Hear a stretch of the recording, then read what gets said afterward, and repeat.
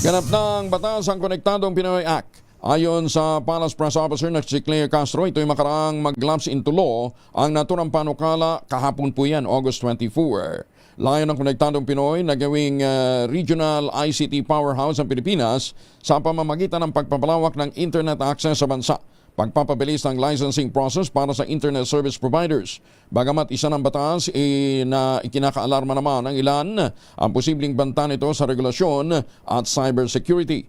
Pagtitiyak naman ng DICT, sisiguraduhin ng ahensya na protektado ang bansa at ang mga consumer at may access ang publiko sa ligtas, abot kaya at maasahang internet. Problema sa mabagal na internet matutugunan. Kasunod nga po ng pagsasabatas ng Konektadong Pinoy Act ayon kay Senator Alan Peter Cayetano.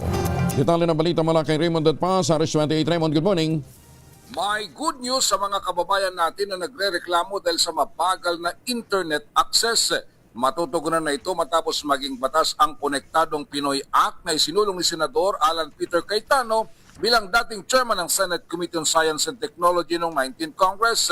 Tinawag ni Cayetano na game changer ang batas na ito dahil pakikinabangan ito ng lahat ng ating mga kababayan kasama na ang mga overseas Filipino workers o OFWs. Layunin ng batas na padaliin ang pagpasok ng mga bagong internet service providers para mas dumami at bumaba ang presyo nito.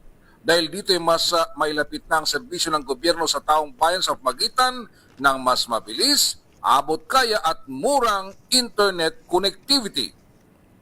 Para naman kay Senador Amy Marcos na kabilang sa nagsulong ng Konektadong Pinoy Act, garantisado ng mas mababang presyo at mas magandang serbisyo ng internet sa bansa.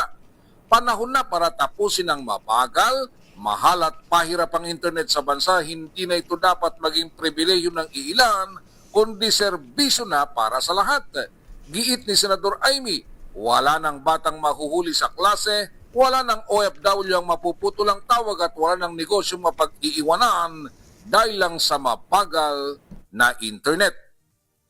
Ito si RH28 Raymond Datpas para sa DZRH, una sa Pilipinas, una sa Pilipino. Maraming salamat, Raymond.